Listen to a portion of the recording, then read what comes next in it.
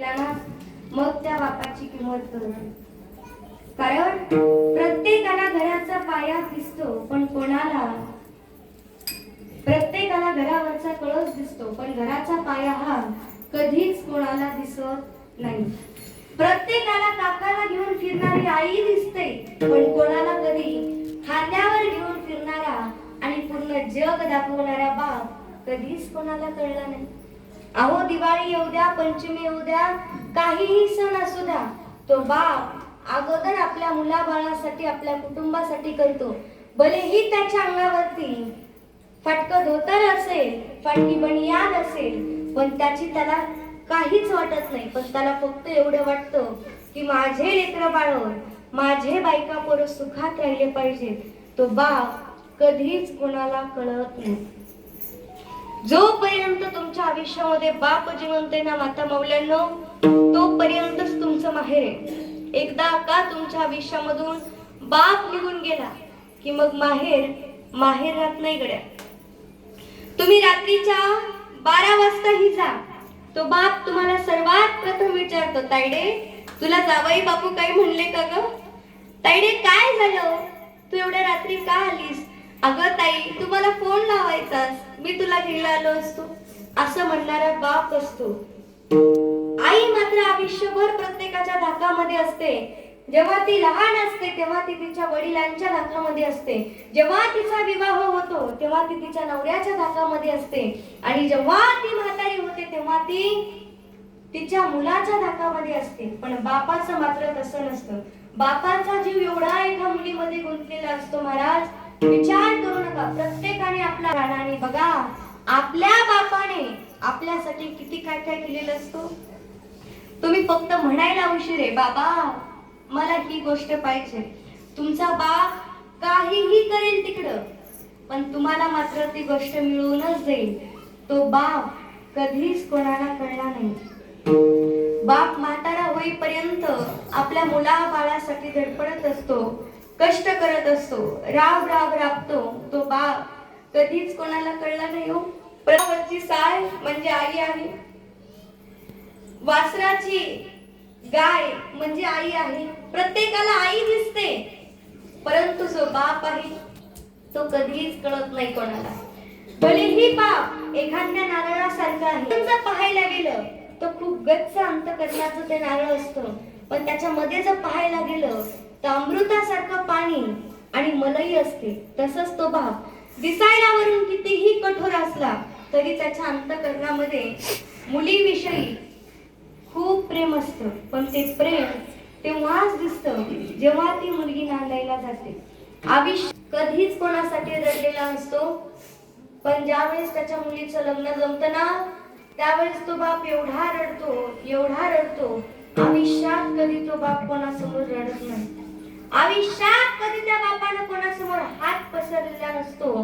परंतु जेव्हा मुलीला वाट लावायचं असतं तेव्हा मात्र जावयासमोर तो हात जोडतो, हात पसरतो आणि म्हणतो, जावई बापू, माझ्या मुलीनं जर काही चुकीचं केलं, अहो माझी मुलगी तर करणारच नाही, पण माझ्याकडून जर काही चुकलं तर माफ करा बर का, असा म्हणणारा जो बाप असतो गड्या, तो बाप कधीच कोणाला कळला नाही. हो, त्या बापाला प्रत्येकानं बोलावं, लेकरानं म्हणावं, बाबा तुम्ही असेच आहेत, काय केलं तुम्ही माझ्यासाठी? असं ज्यावेळेस एखादं लेकरू बापाला म्हणतं ना त्यावेळेस बापाला खूप दुःख वाटतं गड्या. कारण एवढं कष्ट बाप एका लेकरासाठी करत असतो, एवढी धावपळ बाप कुटुंबासाठी करतो, आणि पुन्हा तेच लेकरं म्हणतात, बाबा तुम्ही काय केलं आमच्यासाठी? तेव्हा मात्र बापाच्या पायाखालची जमीनच सरकते. पण तो बाप कधीच कोणाला कळला नाही.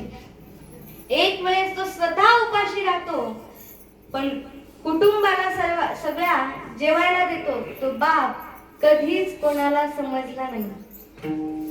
बाप असतो गड्या, पण तो बाप कधीच कोणाला कळला नाही. असतो कुणाच्या ध्यानी मनी बाप माझा वेदना साधनी. बाप बाप नसतो कुणाच्या ध्यानी मनी, बाप माझा वेदनांचा धनी, आई मायेचा सागर ही सत्य आहे कहाणी, पण दुर्लक्षित बापाच्या व्यथा कुणी तरी जाणे, बाप नसतो कुणाच्या ध्यानी मनी, बाप माझा वेदनांचा धनी, आई तव्यावरची भाकरी, बाप तव्यावरचा पातीला, भाकर करपू नये म्हणून चटके खाई माझा पिता, वेदना किती जरी झाल्या तो कुणाला सांगत नाही, गरजा कुटुंबाच्या तो पूर्ण करत राही, दुःख लपवून हसतो वरवर मी, बाप माझा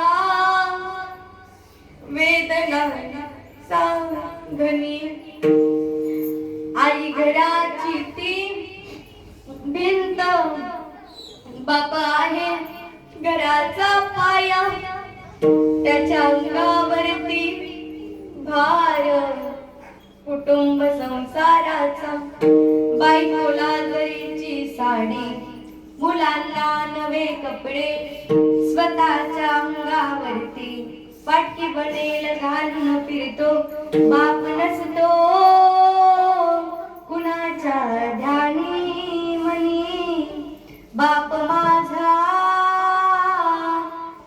धनी, आई मायेचा सागर, बाप सागराचा किनारा, पण शब्दरूपी लाटांचा त्या किनाऱ्यालाच मारा, आई मायेचा सागर, बाप सागराचा किनारा, पण शब्दरूपी लाटांचा त्या किनाऱ्यालाच मारा, मुलाच्या भविष्यासाठी दिनरात धडपडतो, मुलीच्या लग्नामध्ये तो धुमसून रडतो, मुलगी त्याची लाडाची चांदणी, बाप नसतो कुणाच्या ध्यानी मनी, आई म्हणजे रुक्मिणी माता, बापात विठ्ठल पहावा, या दोन दैवता पोटी मी पुन्हा आई म्हणजे रुक्मिणी माता, बापात विठ्ठल पहावा, या दोन दैवता पोटी मी पुन्हा जन्म घ्यावा, बाप नसतो कुणाच्या ध्यानी मनी, बाप माझा वेदनांचा धनी.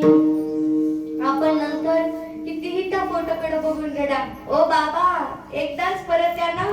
बाबा मी जेव्हा जेव्हा माहेरी यायचे तेव्हा तुम्ही मला माझ्या मनावर साडी घ्यायचा. बाबा सांगा ना हो आता मला कोण साडी घेणार. बाबा एकदाच परत या ना हो. बाबा बघा तुमची ताईडी आली. बाबा एकदाच माझ्याकडे बघा. कितीही रडलो, कितीही त्या बापाला विनवलं तरी एकदा गेलेला बाप पुन्हा आयुष्यामध्ये कधीच परत मिळत नसतो. म्हणून जोपर्यंत आई वडील जिवंत आहेत ना गड्या तोपर्यंत सेवा करा. एकदा निघून गेल्याच्या नंतर होतो तो फक्त भास. कारण डोंगरात गेलेला सूर्य तुम्हाला पुन्हा दिसेल पण मातीत गेलेले आई वडील तुम्हाला पुन्हा कधीच दिसणार नाही. दो कौन सी चीज है जो बाजार में नहीं मिलती. दो कौन सी चीज है जो बाजार में नहीं मिलती. सब कुछ मिल जाता है लेकिन माँ बाप कभी नहीं मिलते.